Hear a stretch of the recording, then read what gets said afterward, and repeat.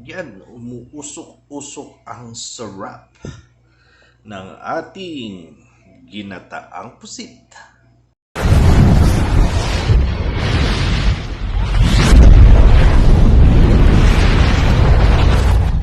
Guys, ipiprecook ko lang pero hindi ko na siya lulutuin ngayon. Iano ko lang yung ano natin. Sasangkutsa ko lang ito para bukas o sa bukas ko na ng gabi lulutuin, guys. Kasi maraming pusit. Hanggang bukas ko pang ulam yun. So, kailangan magtipid tayo. Ayan. Ayan. Sinangkutsa ko lang itong ating bawang at luya.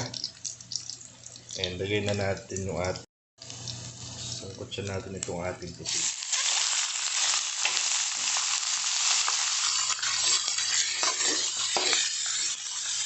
Asin, sinangkutsa ko lang to guys, and bukas ko na siya lulutuin para hindi siya masira. Ayan. May konting asin na siya. And bukas na lang natin ng ibang rekado natin ay bukas na lang natin gagawin. Ipiprecook ko lang siya ng konti. So, ayan. Parang ang lalagay na lang natin dito ay gagataan na lang natin. Ayan. Yan, ano ko lang siya. Hindi ko pa siya lulutuin ngayon. Ano lang, pre-cook lang para hindi lang siya masira. So, at saka para madali na, hindi ko na siya ipo-frozen. Ayan. Masarap kasi ito guys, ginataang pusit din. So, hindi ko alam kung ano ilalagay kong konting gulay dito. Let's see tomorrow. Na natin ang ating ginataang pusit. Hindi ko siya niluto kagabi, nasangkutsa ko lang. And naisipan kong lagyan ng konting gulay para hindi pure pusit lang tayo. And pwede nating optional ang ating ang ating talong. Medyo inano ko lang ng konti sa mantika. Pinrito ko. Ayan, okay na to. Para, ayan. Ito yung nasangkot siya na natin na may ricado na. Ang lalagay na lang natin dito ay gata. Ang ating masarap na ginataan. Usually, masarap din ilagay guys yung sayote or yung langka. Langka dito. Ayan. Pero, ang gagamitin natin, ito. Yan, talong. Dadagdagan ko lang ng konting bawang at luya. May ricado na to guys. Ayan. At ilalagay na rin natin itong ating talong. Ayan. Ayan, kaya sinemi ko kasi medyo luto na tong ating para hindi ma-overcook ang ating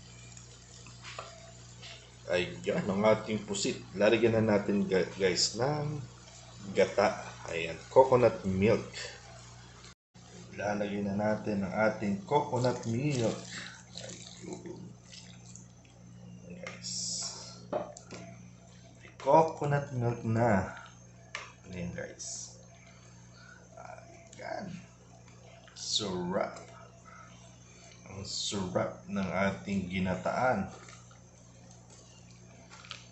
Yan, lalagyan na lang natin ng konting asin.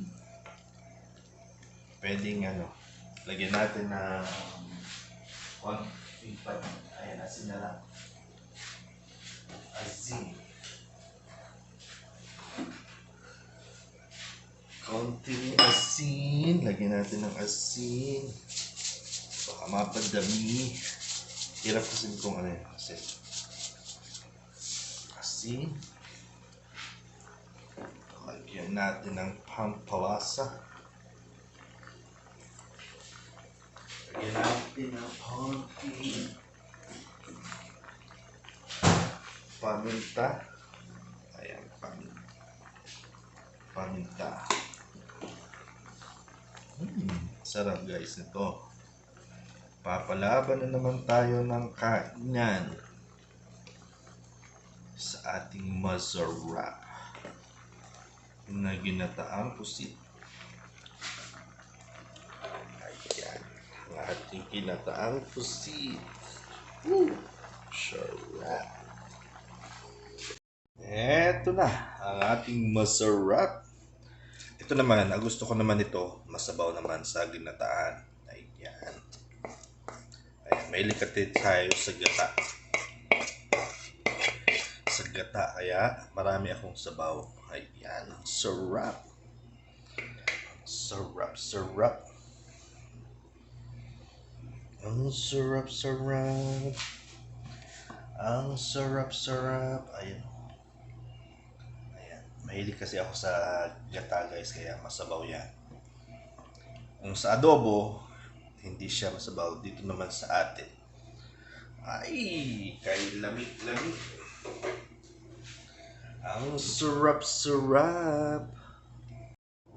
Ayan, umuusok-usok ang sarap ng ating ginataang pusit. I-ready na ang inyong mga kanin, mga kaaalamin natin yan dahil lalasap na tayo ng sarap. Woo! Literal na ubus, bahaw. Ayan, bahaw lang yung ating kanin. At may masarap tayong ginataang